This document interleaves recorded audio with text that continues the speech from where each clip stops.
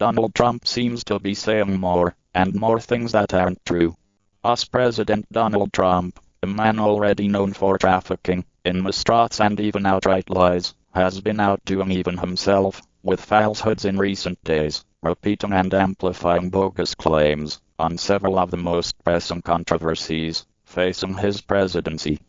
Since Saturday local time, Trump has tweeted false or misleading information at least 7 times on the topic of immigration, and at least 6 times on a Justice Department Inspector General report into the FBI's handling of its investigation into Hillary Clinton's private email server. That's more than a dozen obfuscations on just 2 central topics, a figure that does not include other falsehoods on other issues, whether in tweets or public remarks. The spate of false claims come as the president, emboldened by fewer disciplinarians inside the West Wing, indulges in frequent Twitter screeds. The Washington Post analysis found that in June, Trump is tweeting at the fastest rate of his presidency so far, an average of 11.3 messages per day. Inside the White House, aides and advisors say they believe the media is unwilling to give Trump a fair shot and is knee-jerk, ready to accuse him of lying, even in cases where the facts support his point. The president often seeks to paint a self-serving and self-affirming alternate reality for himself and his supporters. Disparaging the fake news media, Trump offers his own filter through which to view the world, offering a competing reality on issues ranging from relationships, forged or broken, at the Group of 7 summit in Canada, to the success of the Singapore summit with the North Koreans, to his administration's new zero-tolerance policy on immigration. It's extraordinary how he is completely indifferent to truth. There's just no relationship between his statements, anything he utters, and the actual truth of the matter, said Thomas Murray, President Emeritus of the Hastings Center, the founding institution in the field of bioethics. As far as I can tell, the best way to understand anything he says is what will best serve his interests in the moment. It's irrespective to any version of the truth. According to an analysis by the Washington Post fact-checker, through the end of May, Trump has made 3,251 false or misleading claims in 497 days, an average of 6.5 such claims per day of his presidency. And within the past week, Trump seems to have ramped up both the volume and intensity of his false statements on 2 of the most prominent topics currently bedeviling his administration: the hardline immigration policy that has led to the separation of thousands of children from their parents, which Trump erroneously blames on others, and the 500-page Inspector General report that he claims incorrectly exonerates him in Special Counsel Robert Mueller's probe of Russian interference in the 2016 election. Bella DiPaolo, a psychology researcher at the University of California at Santa Barbara, said Trump's use of repetition is a particularly effective technique for persuading his supporters of the veracity of his false claims, in part because most people have a truth bias or an initial inclination to accept what others say as true.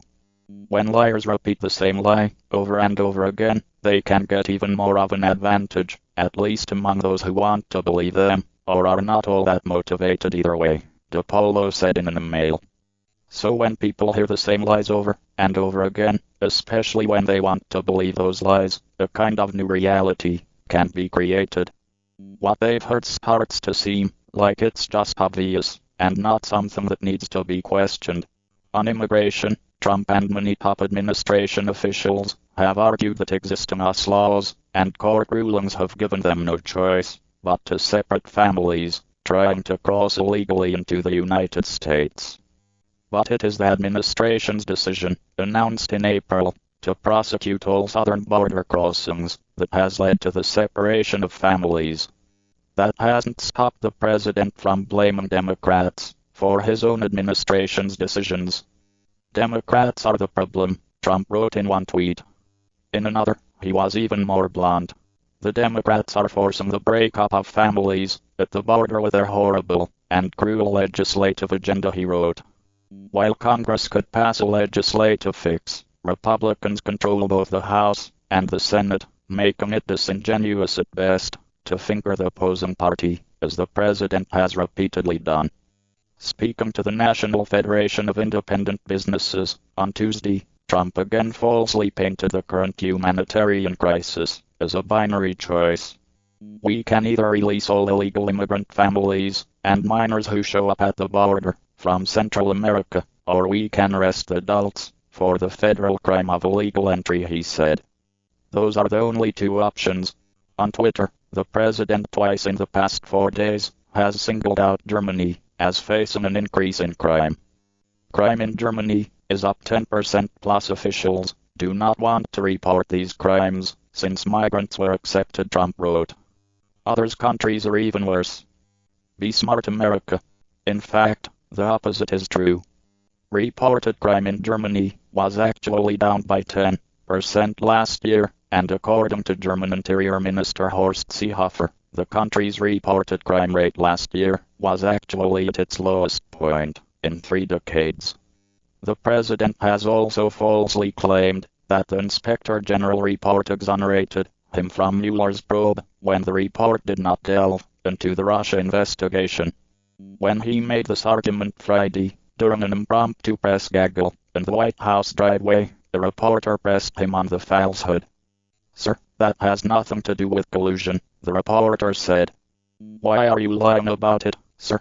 Trump's messaging on the family separation issue has faced pushback even from members of his own party, who have publicly and privately urged him to fix the problem. And the discordant noise from members of his administration, who are contradicting him and one another, has further eroded his credibility in the issue. On a conference call on Tuesday morning, for instance, a senior health and human services official said the new policy was focused on deterrence and was working, contradicting the public comments of Homeland Security Secretary Kirstjen Nielsen, who has publicly argued that family separation is not a policy, is not new, and is not about deterrence. Brian Fallon, a press secretary for Hillary Clinton's 2016 presidential bid, said he thinks the past week may mark an inflection point in how both the media and the public treat Trump's mistroths. "The lies have been so bold and discernibly false, I think people have felt license to challenge him and use the word lie more freely than they have in past," Fallon said. The topic of family separation, Fallon added, is especially stark. "I think the sort of visceral nature of this particular issue, in terms of the sympathy that these young kids have evoked, has caused a splintering within his own party," Fallon said. "Once you have a critical mass of defections among your own side, at that point, it becomes unsustainable even for somebody who has patented this approach to lying like Trump has." Ashley Parker is a White House reporter for The Washington Post. She joined the Post in 2017, after 11 years at the New York Times, where she covered the 2012 and 2016 presidential campaigns and Congress. The Washington Post